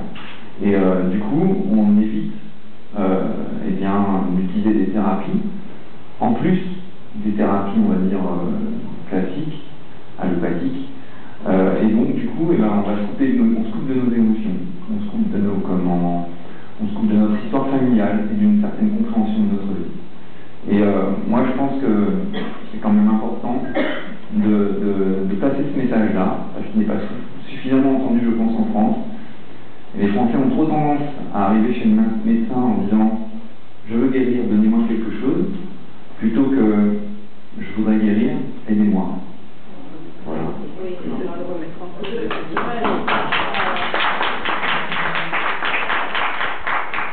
une voix qui porte, ne vous inquiétez pas. Je réagis par rapport à ça. La preuve, c'est que pendant des années, en France, on ne parlait pas de psychologie auprès des malades.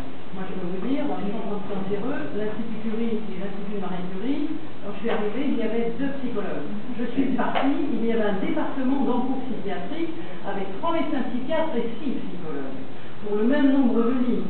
Ça n'avait pas changé, premièrement. Deuxièmement, la ligne s'appuie de plus en plus sur des thérapies complémentaires, telles que la réflexologie plantaire, la sophrologie, le yoga, le reiki. Bayonne, il y avait même quelqu'un qui faisait une séance de reiki aux malades. Des thérapies complémentaires, qu'on appelle. Les gens en France font des latins et quelquefois très cartésiens. Donc, ils ne veulent pas aller vers ça. Alors, notre côté latin, de temps en temps, ressort et on va vers ce qu'on appelle des thérapies complémentaires.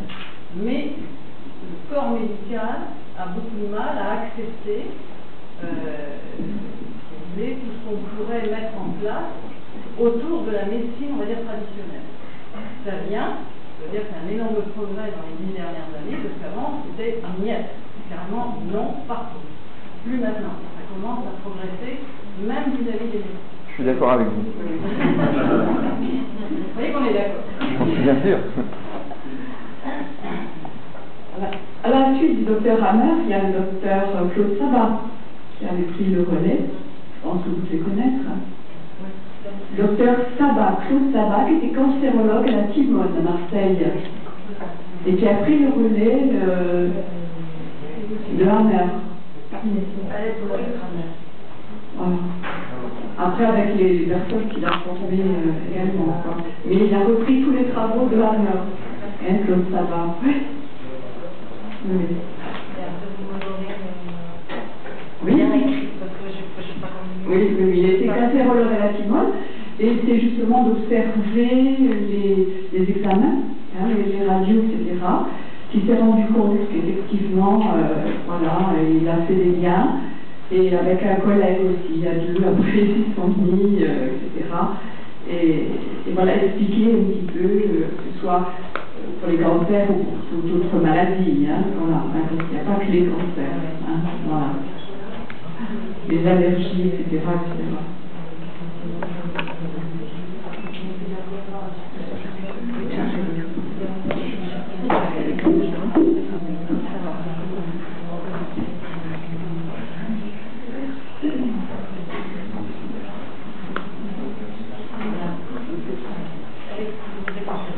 Hola, voy a preguntar en español y traduzco a mí misma.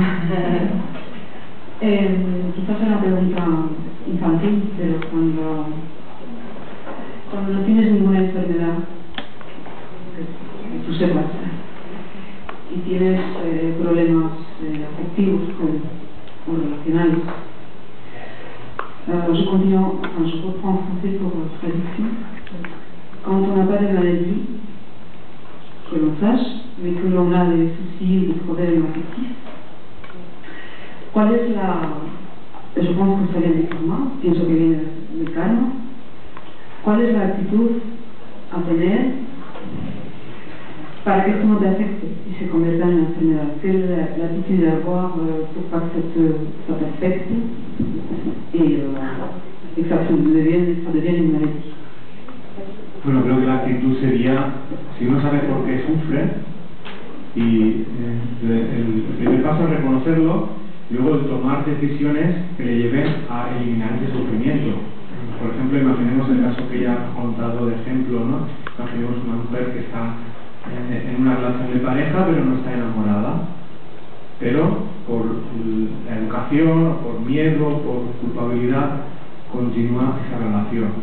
Pues esa mujer sabe por qué sufre y lo que le traería el dejar de sufrir sería dejar esa relación. Pero va a pasar si se atreve a reconocer que sufre por eso y si se atreve a dar los pasos para dejar esa relación. Entonces, yo siempre aconsejo que uno profundice en sí mismo, en su sufrimiento, y que analice con sinceridad las causas de ese sufrimiento. Haya no una enfermedad, esto es en general, ¿no? Cuando una persona sufre, que analice por qué sufre con sinceridad y que intente tomar las decisiones para vivir de acuerdo a sus sentimientos. Y esto le hará superar el sufrimiento y ser más feliz. Yo siempre recomiendo que cada persona intente vivir de acuerdo con sus sentimientos. Esa es la clave de la felicidad. A mí me gustaría hacer también un apunte que es totalmente personal, igual te puede ayudar. Muchas veces buscamos respuestas afuera y las respuestas las tenemos dentro de nosotros. Entonces pienso que, como decía antes Brigitte, cuando ya todos los que estamos aquí por un motivo, porque tenemos inquietudes y preguntas, y es un primer paso muy importante, ¿no? Porque hay gente que ni siquiera se plantea esas cosas. Pienso que cuando tú llegas a conocer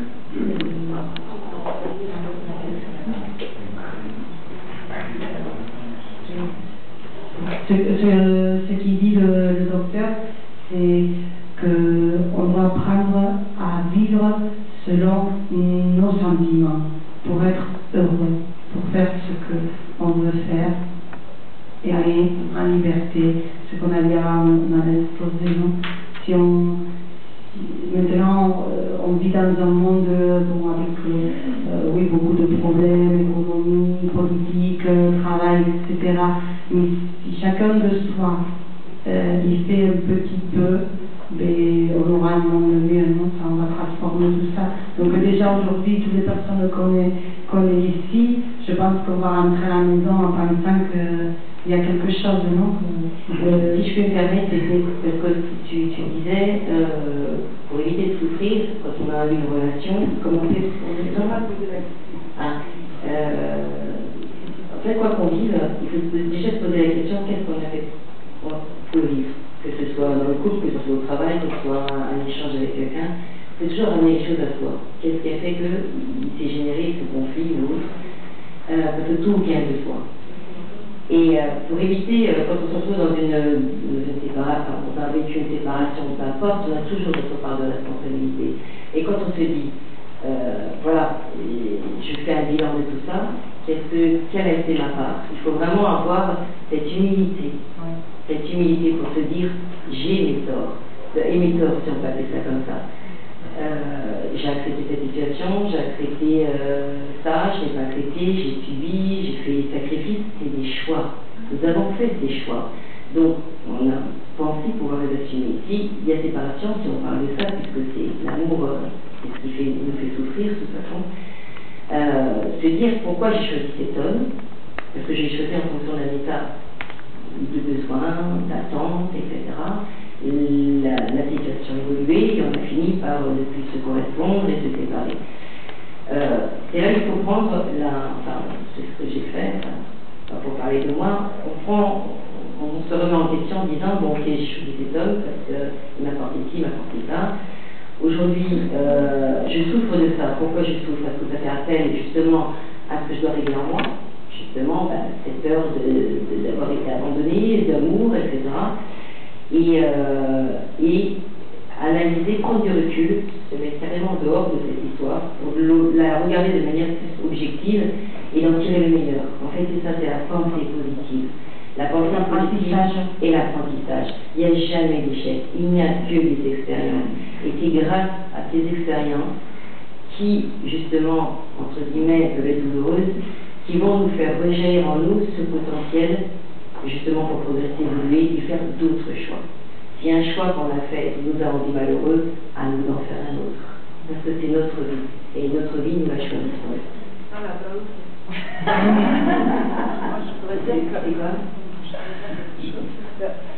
Très bien, je suis tout à fait d'accord avec tous les discours.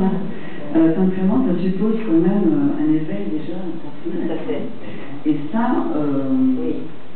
ça commence dès l'enfance, quoi. Donc, sur la communication, déjà communiquer avec son enfant, avec d'autres enfants, parler des émotions.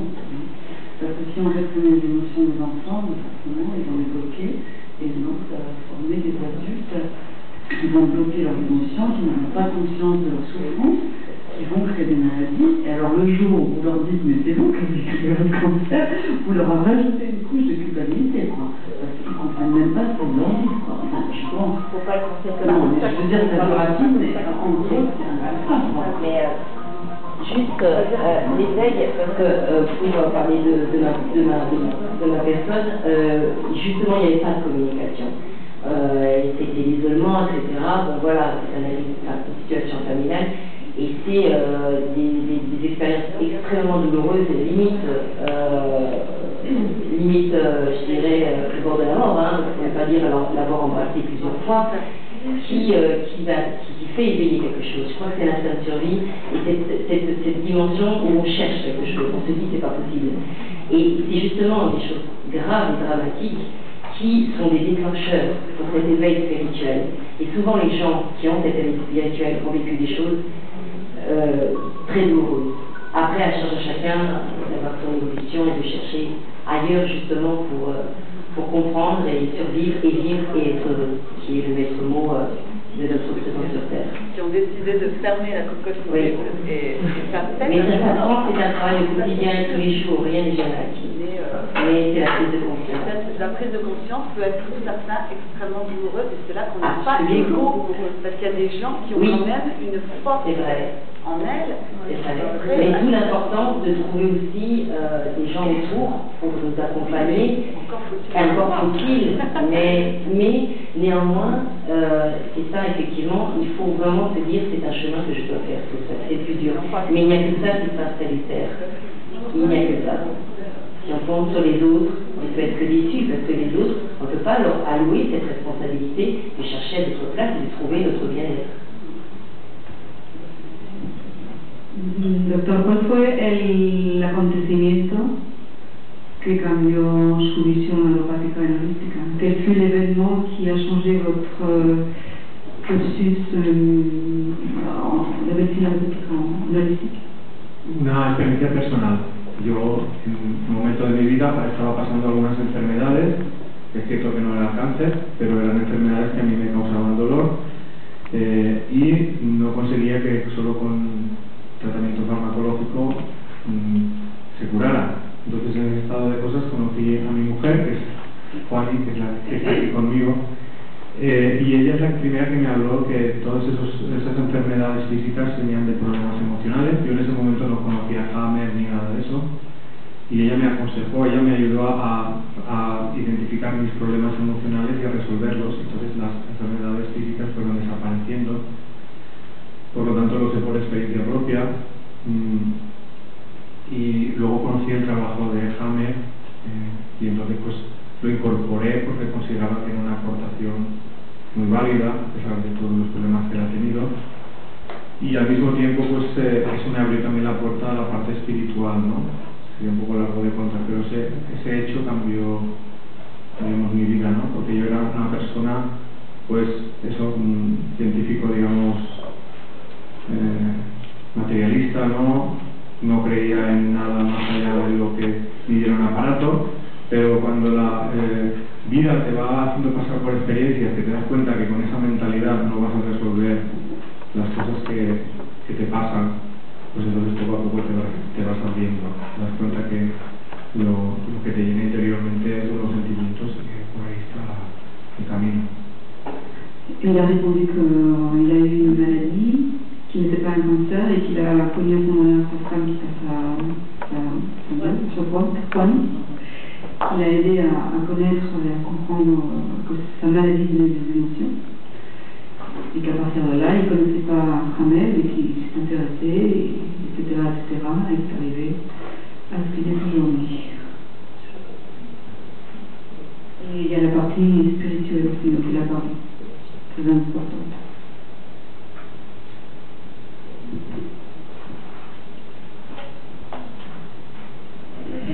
Bonsoir tout le monde, je me présente, je m'appelle Claude Tétas, je suis sur Guéret depuis des années. Je remercie également Elena de m'avoir fait venir parce que j'ai un problème de très petit à vous soumettre. C'est mon épouse qui a mal aidé la mère. Ça fait environ 13 ans. Et cette maladie a commencé en 1986 à la suite du décès de ses parents. C'est-à-dire que mon épouse n'a jamais fait le deuil de ses parents. Alors là, c'est le parcours infernal jusqu'à maintenant. Actuellement, elle est en maison de retraite à Bourg-Rivage. Le personnel est là tout à l'heure, j'aurais bien voulu les saluer. Et voilà, c'est considérable comme maladie, c'est très difficile à supporter.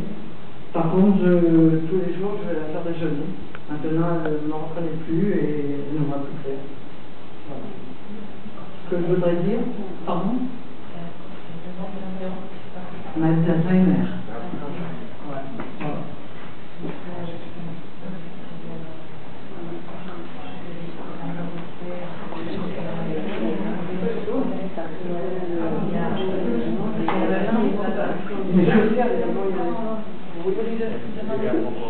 Bueno, el doctor Hammer dice que el Alzheimer estaría causado cuando una persona vive un suceso tan traumático que quiere olvidarlo para no sufrir. Entonces, digamos que a nivel físico se activa la destrucción de la memoria de aquellos hechos que te hicieron sufrir tanto.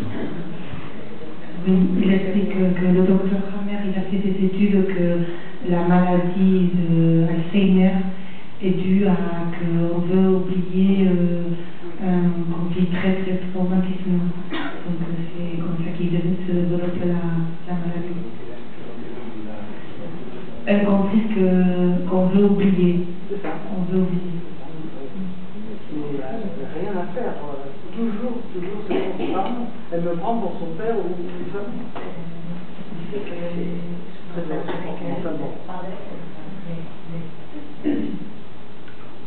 ¿Hay cura de Alzheimer? ¿Se guérit l'Alzheimer? Es difícil, porque muchas veces las personas cuando llegan a esa situación de Alzheimer tienen unos hábitos a nivel psicológico que les cuesta mucho reconocer el problema, y además la propia pérdida de la memoria te hace no tener la conciencia suficiente como para profundizar en la parte emocional. Como son personas que lo que han querido, más que resolver el problema, ha sido olvidarlo, pues cuesta mucho que ya en ese estado les puedas hacer tomar conciencia de por qué están así. Entonces es complicado. Y además también es cierto que hay alteraciones físicas que no son reversibles. En algunos casos sí, en otras no. La Alzheimer es una enfermedad muy difícilmente reversible. Si fuera una persona joven, intentar se puede intentar, pero es complicado. Le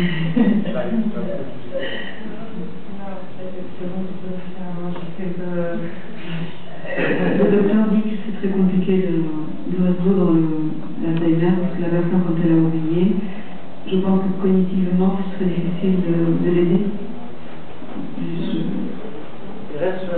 Je pense qu'il a signalé deux choses. Une, il y a des fois des mécanismes qui sont irréversibles. Et donc là, on ne peut pas. Et des fois aussi, comme la maladie d'Alzheimer, il y a la partie, et la personne a essayé de résoudre le conflit en l'oubliant, en échappant. Donc c'est très difficile pour un thérapeute de faire casser ces mécanismes-là et récupérer d'autres mécanismes chez la personne pour essayer de prendre conscience de quoi et d'où s'était formé le conflit. Otra preguntita. ¿Qué parte de la mala alimentación hay en el Alzheimer? Si la hay. ¿Quelle est la partie de la mauvaise alimentation dans l'Alzheimer, s'il y en a? En el caso del Alzheimer no te sé responder. Te podría decir que sí que es cierto que hay enfermedades, por ejemplo, enfermedades digestivas, enfermedades del hígado, de los pulmones, que sí que influyen mucho en la alimentación y los malos hábitos tóxicos, ¿no? Pero en el caso del Alzheimer no te sabría decir si la alimentación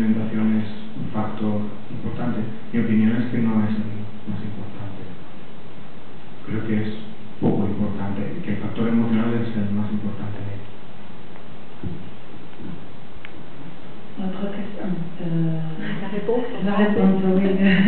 Pour la première, le docteur dit qu'il croit que c'est plus important au lieu de la émotionnelle plutôt que d'alimenter. Oui, c'est ça. Il y a d'autres questions? Par contre, le monsieur, il peut faire quelque chose, lui, pour... oui, vous pouvez, si vous en ressentez le besoin, bien évidemment, vous faire aider pour pouvoir vivre la situation. Vous comprenez? Oui. Au moins en souffrir. Voilà, ça c'est toujours possible. Ça, c'est personnel et... Oui, ça vous appartient.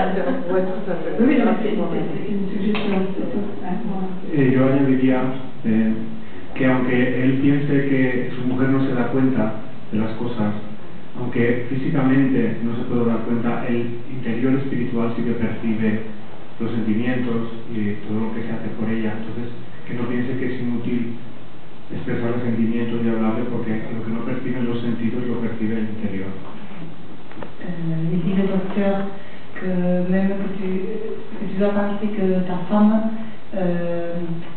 le fait que tu ailles la voir et c'est super important. Qu'elle reconnaît tout à fait les sentiments.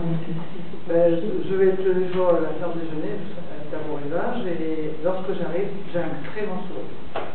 C'est mon meilleur réconfort. C'est le mieux cadeau. Ouais, meilleur cadeau. La vibration, elle reste pour les personnes qui sont atteintes de la maladie d'Alzheimer. Mon papa est aussi. Et la vibration, elle reste. Donc le visage peut être déforme comme le reste, tout se déforme pour lui, la montre, les armes, etc. La reconnaissance qu'il peut avoir, effectivement, votre vibration quand vous venez. Alors, elle est importante que vous la fassiez animer, vibration, animer dans l'amour, bien sûr, comme on l'a fait jusque-là, et qu'elle puisse reconnaître cela, et qu'elle puisse en mourir, et qu'elle puisse partir justement en paix, cet amour. Exactement. Je ne parle pas de dire, mais il faut penser grâce à ça. Et ce contact-là, il est très important autant pour elle, autant que pour vous, mais il faut l'animer dans ce visage d'esprit-là. Mais pas attendre autre chose finalement, pas attendre qu'elle vous connaisse encore. Ah non, ça, absolument. Mais rien que le fait que voilà, vous tenez la main, que vous la regardiez, que vous soyez là. C'est très important. Voilà, c'est ce qui va l'animer elle aussi. Par contre, ce que je constate dans les maisons de retraite, il y a beaucoup de personnes qui sont abandonnées. On ne les vient jamais voir. Oui, parce que ça fait très peur. Parce que les gens qui sont là, comme vous et comme moi, qui vivons ça, on est, comment je peux dire ça? On rentre dans un autre domaine. Nous, on est de l'autre côté. Eux, ils vivent de leur côté aussi. Mais c'est très dur pour nous parce que nous, on a toujours les souvenirs intacts. Et on aimerait, on a des souhaits que ces souvenirs-là soient toujours là pour l'autre côté. Et ça, c'est... Ça, j'en ai fait mon deuil. Voilà, ça peut être deuil. Mais il faut que vous fassiez... Il faut que vous fassiez vous finir aussi... Vous savez, j'ai une vie très très mouvementée. Très mouvementée. J'ai 75 ans, mon épouse a 77 ans. Nous étions danseurs depuis 50 ans, 5 ans de mariage. Et maintenant, je me retrouve avec cette situation-là, mais je continue dans mes activités, dans la danse. Et là, je fais beaucoup de natation, je suis aux Ours Blancs de Biarritz, je suis un peu avec tous les médias parce que, vous voyez, avec tous ces messieurs, et ça, mon nouveau domaine. Voilà. Merci à tous.